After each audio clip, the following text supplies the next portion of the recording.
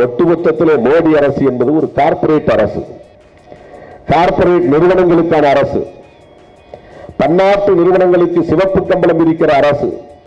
இந்த அறிவிப்பால் அல்லது இந்த விதிகளால் ஒரு சிவில் வார் இங்கே தொடங்க போகிறது என்று சொன்னோம். அது இன்றைக்கு சென்னை ஐஐடியிலே தொடங்கி இருக்கிறது. RSS இயக்கத்தினுடைய செயல் திட்டமாக மாறி இருக்கிறது.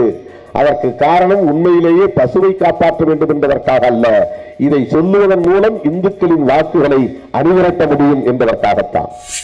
இவ்வளவு மூர்க்கமான காட்டுமிராண்டிகளை கொண்டிருக்கிற இந்த தேசத்தில் இப்படி ஒரு புதிய சட்ட விதிகளை கொண்டு வந்தால் எவ்வளவு பெரிய சிவில் வார் உருவாகும் என்பது மோடிக்கு தெரியாதா?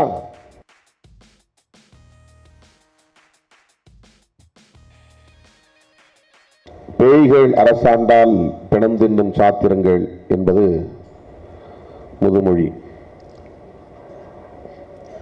இன்றைக்கு அதற்கு சான்றாக மோடி அரசு இருக்கிறது.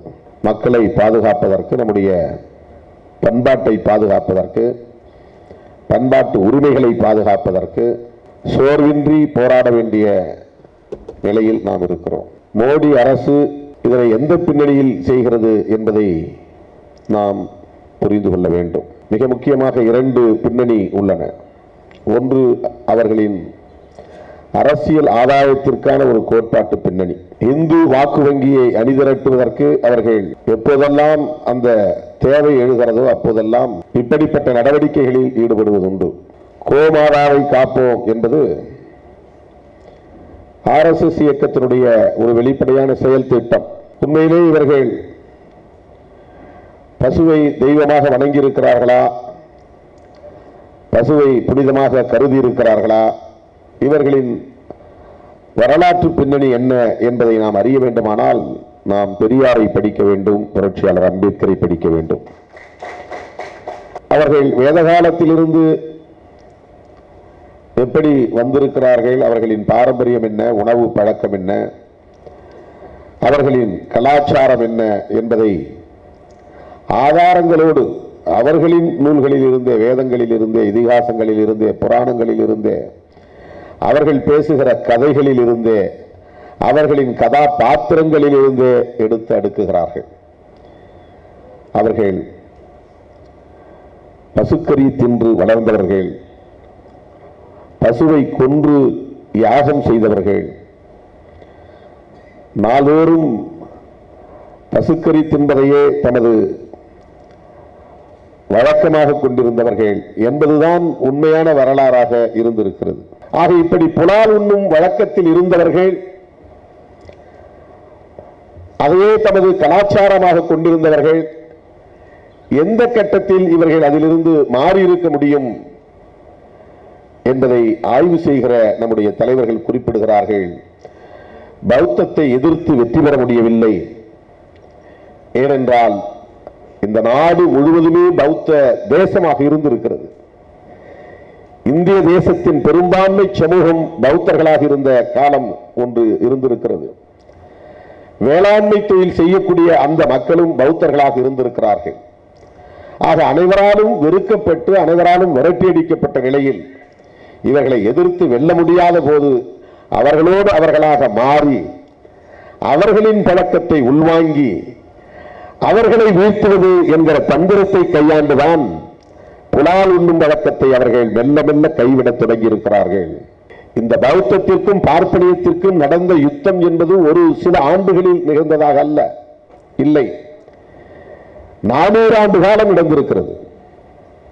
ஒரு 400 ஆண்டு கால வரலாற்று யுத்தத்தில் பௌத்தம் முழுமையாக வீழ்த்தப்பட்டு வேரோடு சாய்க்கப்பட்டு இருந்த சுவடே இல்லாமல் அழிக்கப்பட்டு விட்டது. பார்ப்பனியம் வென்றுவிட்டது.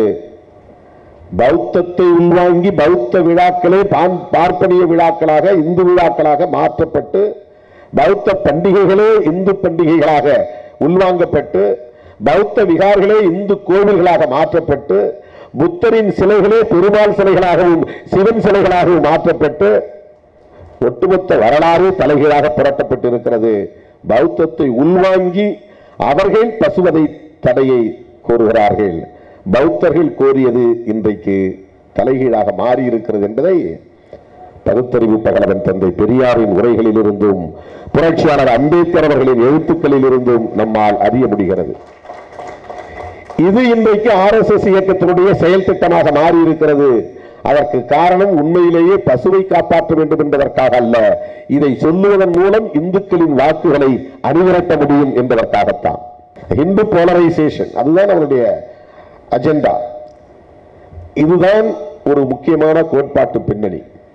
இரண்டாவது, மோடி அரசு இந்த அறிவிப்பை துணிந்து செய்வதற்கு என்ன காரணம்? விடுதலை சிறுத்தைகளின் சார்பில் விடப்பட்ட அறிக்கையில் தொடக்கத்தில் நாம் என்ன சுட்டிக்காட்டினோம் என்றால், இந்த அறிவிப்பால் அல்லது இந்த விதிகளால் ஒரு சிவில் வார் இங்கே தொடங்க போகிறது என்று சொன்னோம். அது இன்றைக்கு சென்னை IIT-யிலே தொடங்கி இருக்கிறது. அந்த நெருப்பு இங்கே மூண்டு இருக்கிறது.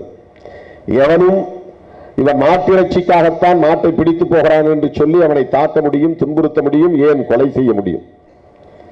அதற்கு இந்த சட்ட விதிகள், மிருகவதை தடுப்புச் சட்டத்தில் இணைக்கப்பட்டிருக்கிற புதிய விதிகள் வழிவகுக்கிறது. அது அப்படிப்பட்ட ஒரு உள்நாட்டு யுத்தத்தை கூட எதிர்கொள்ளக்கூடிய வகையில் இப்படி மோதல் வரலாம் என்பது மோடிக்கு தெரியும். தாத்ரியே நடந்ததா இல்லையா? ஒரு இஸ்லாமியரின் வீட்டுக்குள்ளே புகுந்து அதன் குழம்பு சட்டிக்குள்ளே கையை விட்டு அது என்ன கறி என்று அதன் ஆராய்ச்சி செய்து இது மாட்டுக்கறி தான் என்று சொல்லி அந்த குடும்பத்தை தாக்கி கொலை செய்த கும்பல் தானே. நாடு முழுவதும் இது ஏன் பரவாது?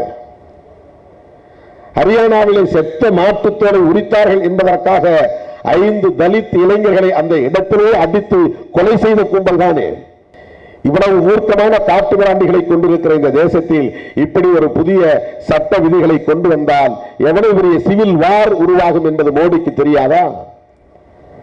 அதை எதிர்கொள்ளவும் இவர் ஏன் முன்வருகிறார்? அந்த நெருக்கடிக்கு அவர் எப்படி தள்ளப்பட்டார் என்பதிலே ஒரு பின்னணி இருக்கிறது. ஒட்டுமொத்தத்திலே மோடி அரசு என்பது ஒரு கார்ப்பரேட் அரசு, கார்ப்பரேட் நிறுவனங்களுக்கான அரசு, பன்னாட்டு நிறுவனங்களுக்கு சிவப்பு கம்பளம் இருக்கிற அரசு, ஏகாதிபத்திய நாடுகளின் அடிவரடி தேசமாக இந்திய தேசத்தை மாற்றிக் கொண்டிருக்கிற ஒரு அரசு. ஆக அவர்களின் நோக்கம் உள்ளூர் உற்பத்தியை முடக்குவது, உள்ளூர் தொழிலை முடக்குவது. மாடு வளர்ப்பு தொழில் உட்பட மாட்டில் குழம்பும் கொம்பும் தவிர மற்ற அனைத்தும், ஏன் அதுவே இப்போது அந்த கொம்புகள் கூட பட்டன் தயாரிக்க பயன்படுகிறது. அதுவே ஒரு பெரிய தொழில். மாட்டு எலும்பு உரம் தயாரிக்க பயன்படுகிறது. மாட்டு தோல், பல்வேறு தோல் பொருள்களை தயாரிக்க பயன்படுகிறது. கறி மட்டுமல்ல, மருந்துகள் தயாரிக்க பயன்படுகிறது. ஆக அவ்வளவு பெரிய ஒரு வணிகத்தை கொண்டிருக்கிற, தொழிலை கொண்டிருக்கிற ஒரு வளர்ப்பு தொழில் மாடு வளர்ப்பு தொழில். இந்த மாடு வளர்ப்பு தொழிலை முடக்குவது மோடி அரசின் நோக்கம். எதற்கு என்றால், விவசாயம் தொடர்பான பன்னாட்டு நிறுவனங்களுக்கு இவர்கள் சிவப்பு கம்பளம் விரிக்கிறார்கள்.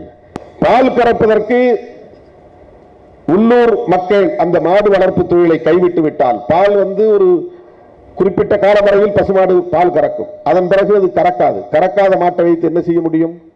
அதை எப்படி பராமரிக்க முடியும்? கையிலே வைத்திருந்தால் வழக்கு போடும் போலீஸ். எப்படி இவர்கள் ஒரு குறிப்பிட்ட காலத்திற்கு பிறகு பால் மாடு வளர்க்கிற தொழிலையும் கைவிட்டு விடுவார்கள் இந்த அச்சுறுத்தலாம். ஆனால் பால் நமக்கு தேவைப்படுகிறது. இன்றைக்கு நாம் சாப்பிடுகிற பாலை பற்றி நம்முடைய தமிழ்நாடு பால்வளத்துறை அமைச்சர் கூட ஒரு அச்சுறுத்தலை நமக்கு ஏற்படுத்தி இருக்கிறார், வேதிப்பொருட்கள் கலந்திருக்கின்றன என்று.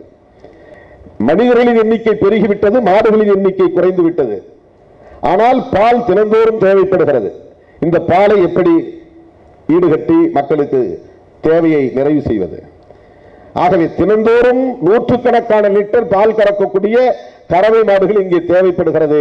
அந்த கறவை மாடுகளுக்கான வியாபாரத்தை பன்னாட்டு நிறுவனங்களின் மூலம் இங்கே கொண்டு வருவது, ஆங்காங்கே மாட்டு பால் பண்ணைகளை, ஜெர்சி பசுக்கள் போன்ற பன்னாட்டு வகை பல கலப்பின வகையை சார்ந்த மாடுகளை கொண்டு வந்து இங்கே இறக்குமதி செய்வது, மாட்டு பண்ணைகளை உருவாக்குவது.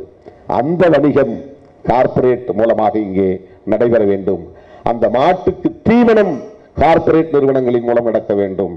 ஆக ஒட்டுமொத்தத்தில் மாடு வளர்ப்பு தொழிலை முடக்குவதன் மூலம் விவசாயம், பால் உற்பத்தி மற்றும் தீவன வணிகம், இது போன்ற பல பொருளாதார சந்தையை இங்கே உருவாக்குவதற்கு கார்ப்பரேட் நிறுவனங்களுக்கு வழிவகையை ஏற்படுத்தி தர வேண்டியது மோடியின் வாக்குறுதிகளில் ஒன்று. இல்லை என்றால் அதற்கு 25,000 கோடி செலவு செய்து 5 கார்ப்பரேட் நிறுவனங்கள் அவரை பிரதமராக்கி இருப்பார்களா? ஆகவே கார்ப்பரேட் நிறுவனங்களுக்கு சிவப்பு கம்பளம் விரிக்க வேண்டியது மோடியின் கடமை. அவர் அளித்த வாக்குறுதிகளில் ஒன்று. எல்லா தொழில்களிலும் அவர்கள் தலையிட முயற்சிக்கிறார்கள். ஒட்டுமொத்தத்தில் இந்தியாவை பன்னாட்டு நிறுவனங்களின் சந்தையாக மாற்றுவது என்பதுதான். இதை ஒரு கார்ப்பரேட் அரசாக நடத்துகிறார். இந்த 3 ஆண்டுகளில் மோடி என்ன செய்தார் என்று யாரும் விவாதிக்கவில்லை. மாட்டுக்கறி திங்கலாமா வேண்டாமா என்கிற விவாதம் இன்றைக்கு நாடு முழுவதும் நடைபெற்றுக் கொண்டிருக்கிறது. இப்படி விவாதத்தை திசை திருப்புகிற ஒரு உத்தியாகவும் இதை கையாளுகிறார்கள். உலகமெங்கும் பரவி இருக்கும் தமிழ் நெஞ்சங்களே, உங்கள் பகுதிகளில் நடக்கும் நிகழ்வுகள், போராட்டங்கள், பிரச்சனைகள், அதிகாரிகளின் அலட்சியத்தால் புறக்கணிக்கப்பட்டுள்ள திட்டங்கள், லஞ்ச புகார்கள் மற்றும் சமூக அவலங்களை இந்த உலகிற்கு வெளிச்சம் போட்டு காட்ட விரும்புகிறீர்களா? உங்கள் செல்போன் மூலமோ அல்லது தங்களிடம் இருக்கும் கேமரா மூலமாகவோ பிரச்சனைகளை வீடியோவாக பதிவு செய்து எங்களுக்கு அனுப்புங்கள். உங்கள் பகுதி பிரச்சனைகளை உலகுக்கு வெளிச்சப்படுத்தி அப்பிரச்சனைகள் நீங்க வழி செய்வதுடன் உங்களுக்குரிய சன்மானத்தையும் வழங்குகிறோம்.